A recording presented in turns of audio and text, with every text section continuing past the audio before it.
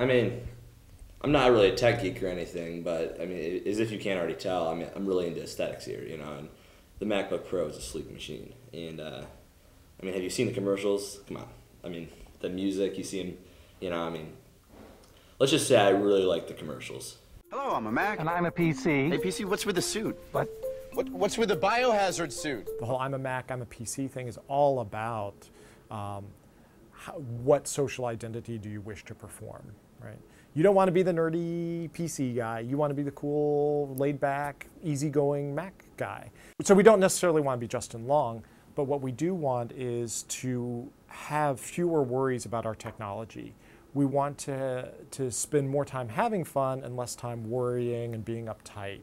We want to have a kind of relaxed attitude toward technology. So that's something that inheres in the products itself. I think in a lot of ways, you know, Apple's kind of like an art product. It's like you're looking forward to seeing this new creative device, this new creation, right? It's kind of like this new piece of art that they put out. And you want to be part of that. You know, you want to own a little piece of that. Definitely cool. Definitely cool, and I think I might go get one. I mean, Really? it's the coolest thing out there right now. If we were talking about Apple being, you know, a company that had artists and that these artists produced, you know, artwork, it wouldn't be such a surprise when we're all looking forward to the next new piece that they produce. Well, sure, I can make calls on it, but I mean, like, it's really more about people seeing me make calls on it. Apple just recently surpassed Nokia as the #1 handheld phone system. They've only had the iPhone out about 3 years. The iPhone, it was revolutionary, so I think that in that way it's kind of like one of those things that changed the way people actually answer their phone and actually consume content, because it's portable, you can stick it in your pocket, and in your pocket is the entire, you know, internet, plus all your contacts, plus almost everything that you think is important enough to actually have on the iPhone, you know, 32 gigabytes worth of data, music, video, whatever it is. I mean, I use this thing for just about everything. People on campus have seen me use it for just about everything. I use it for directions. I use it to get a note if I need to sing something. I write stuff down in it. It's worked out extremely well. I don't know what I would do without it. I think if you look between 2 years ago, even 3 years ago, and what it is now, from the student side, I would say it's almost gone from an 80% Windows to 30% Mac to maybe 60%, possibly 40.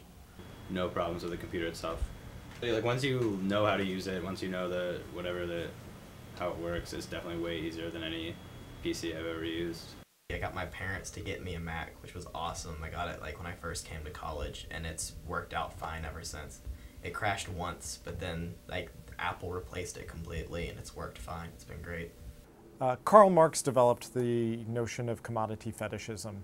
What that means is that we don't actually want the thing that the product is. We want what the product represents. It was graduation, and all my friends were getting one, and I thought they looked cool, and I wanted one too.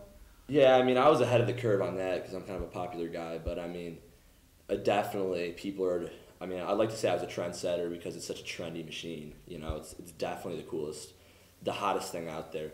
Yeah, obviously my experience of the interface is it works better. You know, I don't have viruses. I don't have antivirus software. I've been doing fine for years, right? It's much less buggy and so forth. At the same time, I'm not so foolish as to believe that I'm not interpreting those experiences with the machine through a discourse provided to me by Apple.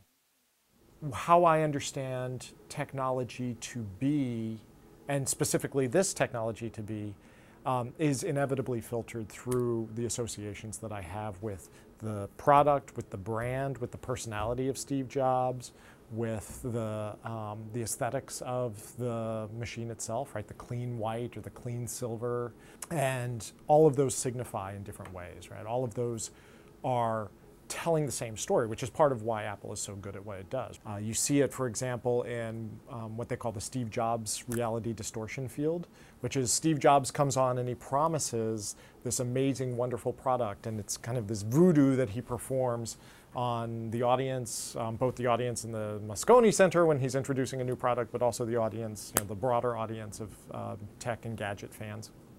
And he has this way of connecting these products to something larger, something grander, something like freedom, something of a Zen simplicity, right? That appeals to a lot of people. You see how thin it is, It's like you see the commercials, you see him rotating it, touching it. I mean, what's inside, performance-wise? It's not going to be bad. Like, let's be real here, It's like, I think it's going to be the next big thing, and I gotta get my hands on one of those. And so they're very good at, and have been very successful at, telling a coherent story that makes it impossible to separate commodity fetishism from use value. It all works great together. I just really like how they all look, and yeah. We have a 4-year cycle for the Windows machines in the labs, and we try to keep those updated for the faculty and for the department labs.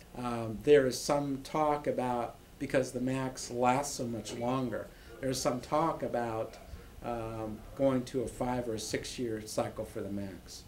Well, the cost is offset by the reliability. This lab has been functioning solidly, and we're talking music, dance, theater, the studio arts, and cinema have all taken this lab and really looked at each group looks at each computer station like a professional workstation for them.